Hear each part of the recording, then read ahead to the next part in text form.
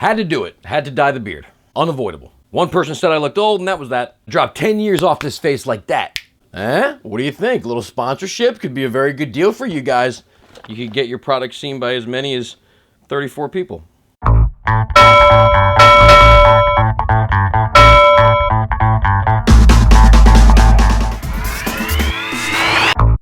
She-Hulk, Attorney at Law, Episode 1. So She-Hulk stars Tatiana Maslany and Mark Ruffalo. Maslany plays Jennifer Walters, an attorney who specializes in litigation involving superpowered human beings. Or just superpowered beings. Some of them aren't human. She also happens to be the cousin of Bruce Banner, aka the Hulk, played by Mark Ruffalo. And because this is Episode 1, we don't really know too much more than that. And I guess maybe there are some spoilers here, but not really. We'll go mini spoiler.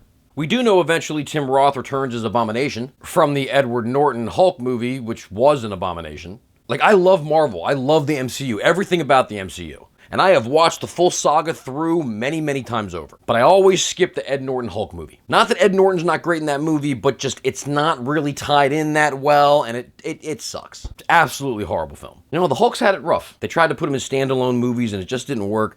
But once he became part of the ensemble cast with the Avengers, then Mark Ruffalo as the Hulk, who, by the way, is a great Hulk. He's the best Hulk. Once they integrated him into the Avengers as like a supporting character and stopped trying to make standalone Hulk movies, his character really got to be developed. And I'm hoping this series fleshes out the Hulk a little bit more and gives him a chance to shine. But though the Hulk is a supporting character, this series is not about the Hulk, so let's get back to the She-Hulk. And we're going to upgrade to spoiler warning now. I thought we were just going to stay in mini spoiler warning, but since this is episodes and it's a show, I think I'm just going to go ahead and do spoilers. It's hard to review a single episode. It's way easier just to kind of tell you some things that happened in the episode. So that's what I've decided. That's how we're doing episodes.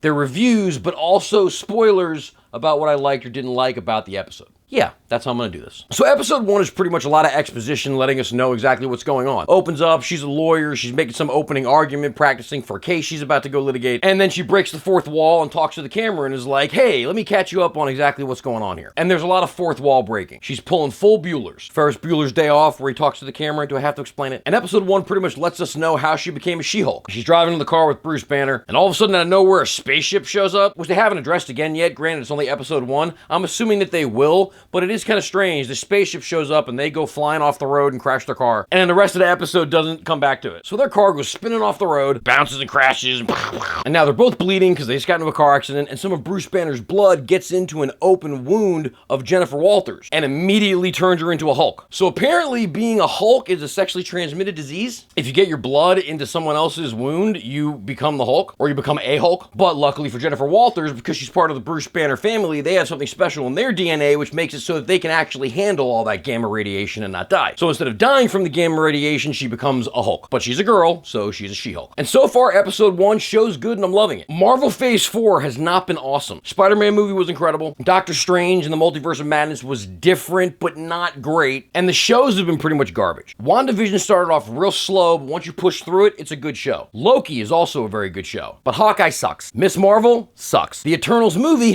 guess what?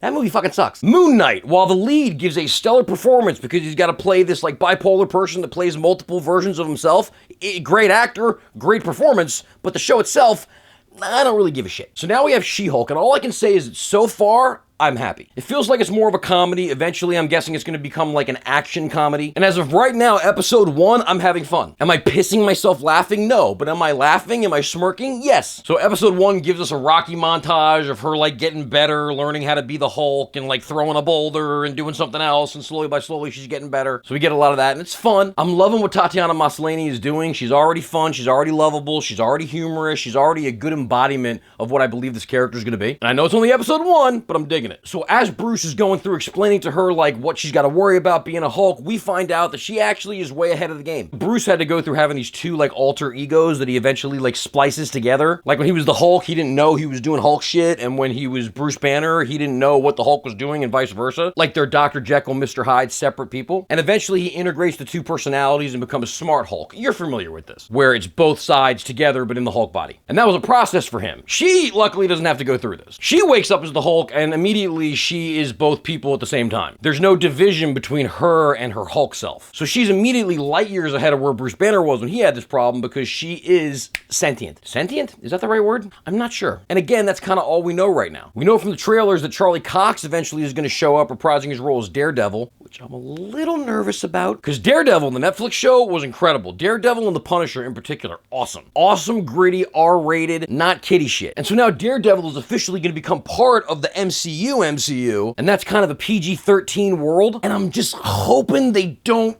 deball the entire character. I'm hoping that they will be able to figure out a way in a PG-13ish kind of world to still give Daredevil his edge, his violence, his rage. I'm cautiously optimistic. They do hit the men a little bit in this one, you know? There's an agenda. I'm not saying it's incorrect, but there are two scenes in particular where they're really trying to drive it home that guys can be super scumbags. There's also a scene where after she hulks out the very first time, she ends up later in like a bathroom and she's back to her human version of herself and she's all disheveled, and these girls come in, they see that she looks all fucked up, and then they're all like, oh man, baby, who did that to you? Oh, was that some man did that to you? You don't need him. Get away from him, girl. But instead of calling the authorities, they just like dress her up, put makeup on her. It's like, you're trying to send a message here about women being under attack and it's a scary world for a woman, and I agree and I get that, but it's like, seriously, call the police. If you think she was beaten by people, call the police. Why are you giving her a boa? Well, how's that gonna help? She's got some monologue where she talks about how hard it is to be a woman and men, and she's angry all the time, and men suck, and they're always doing shitty things. I mean, we do shitty things. So it feels like we're gonna get a little bit of women's power here, which I'm good with. And the last thing I'll say is there's like a bonus scene at the end where they're discussing Steve Rogers' sex life and whether or not Steve Rogers has ever gotten any. It was kind of funny, but it felt super out of place. Like, I wasn't really concerned about whether or not Steve Rogers was knocking boots, but it seems like she was. But it's a little for the end of the episode, so I'm good with it. Overall, I really enjoyed episode 1, and I think you will too. We're not going to do a review with the little thing and saying what it is I say, you should watch it or like it or not like it, because again, we're going episode by episode. I'm just going to tell you what it is I thought, and episode 1 was dope. Funny, interesting, I'm excited to see where they go with it. So that's my review. You know what to do. Leave me a comment if you'd like to, and if you want to see more things from me, just go to YouTube or TikTok, search ChokeOnFunny. So episode 1 gives us like a Rocky my god damn it, why can't I say things? Fuck! Oh, it's like my brain is... Now I'm just making noises. So episode 1, the Hulk...